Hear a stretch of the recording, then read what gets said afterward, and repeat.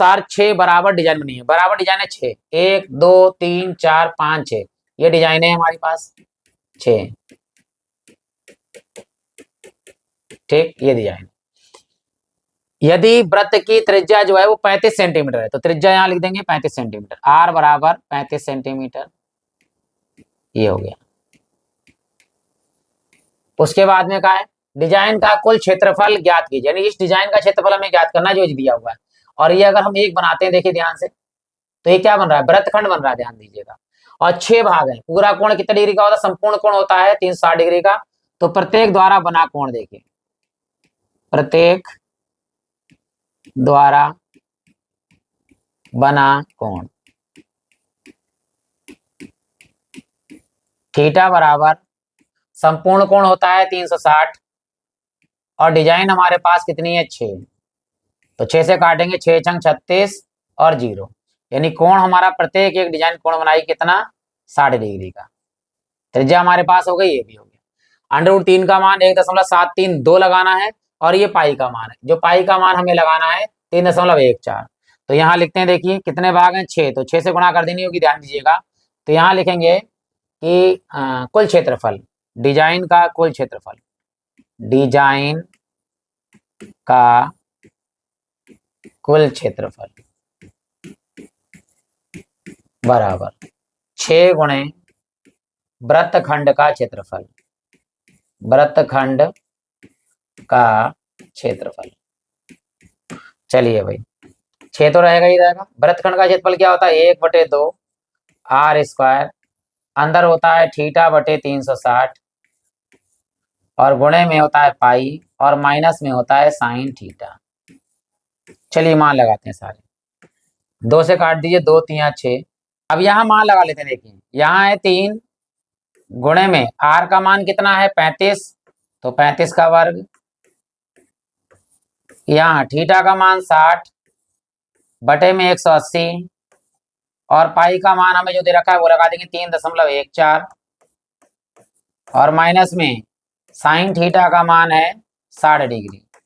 यहाँ काट देंगे, 0 से 0 कैंसिल हो जाएगा, 6 कम 6 और 6 3 18, यहाँ हो गया। ठीक, यहाँ हमारे पास कितना है 3 गुणे में 35 का वर्ग होता है 12 25, यहाँ देखिए ऊपर है 3.14 बटे में हमारे पास में है 3 माइनस साइन 60 का मान होता है √3/2, यहाँ अब नीचे नीचे गुणा कर देंगे, 3 बाद में यहाँ कट जाएगा, देखिए तो बाहर है हमारे पास में 3 गुणे 12 25,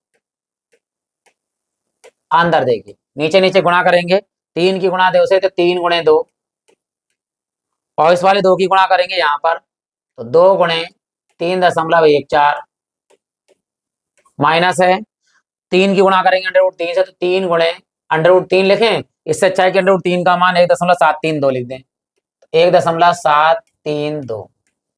यहाँ 3 से ये वाला 3 क्या हो गया, कैंसिल हो गया, ऊपर बचा हमारे पास में 12 25 और यहाँ 2 से गुणा करेंगे, 2 दूनी वो 2 चौक 8 और 2 एकम 2 और दशमलव 2 3 6, ये हो गया, माइनस यहाँ 3 से गुणा करें, 3 दूनी 6 और 3 3 9 और 3 सत्ते 21, दशमलव हासिल आया 2 3 2 5 और बटे में हमारे पास कितना है 2, तो 2 लगा देंगे।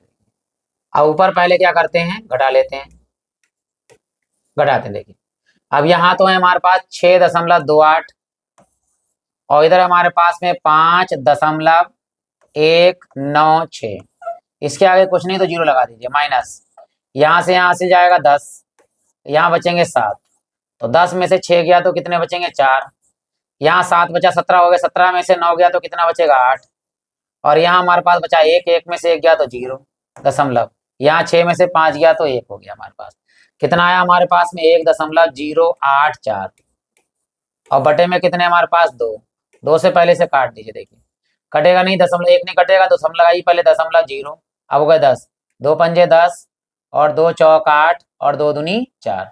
तो चलिए भाई इसे हम यहाँ पर गुणा कर लेते हैं और हमारा आंसर आ जाएगा, कितना है 0.542।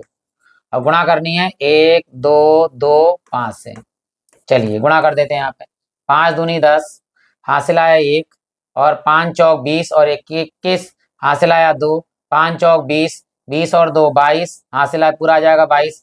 यहाँ गुणा करिए अब 2 से, देखिए 2 दूनी 4, 2 चौक 8, 2 पंजे 10, पूरा पूरा यहाँ 10 आ जाएगा। फिर इससे 2 से फिर से गुणा करेंगे तो फिर ये लिख दीजिए 4 8 0 1। अब 1 से गुणा करिए, देखिए 3 बार लिखेंगे, 1 से गुणा करेंगे तो 2, यहाँ पे 4, यहाँ 5 और यहाँ 0 और डायरेक्ट हम जोड़ते हैं, देखिए यहाँ पे यहीं लिख देते हैं 0 का 0 यहाँ आएगा, फिर 4 और 1 5 यहाँ आ गया, फिर 8 2 10 और 4 14 हासिल आया 1, हासिल आया 1, 8 2 10 और 2 12 और 1 13 हासिल आया 1, 4 और 1 5 और हासिल आया 6 हो गया, 6 हो गया। अब हासिल नहीं है, 5 और 1 कितने 6, दशमलव गिनो 1 2 3 तक, 1 2 3 अंकों तक, यानी यहाँ आ गया। लास्ट वाला 0 लिखो ना लिखो कोई फर्क नहीं पड़ता।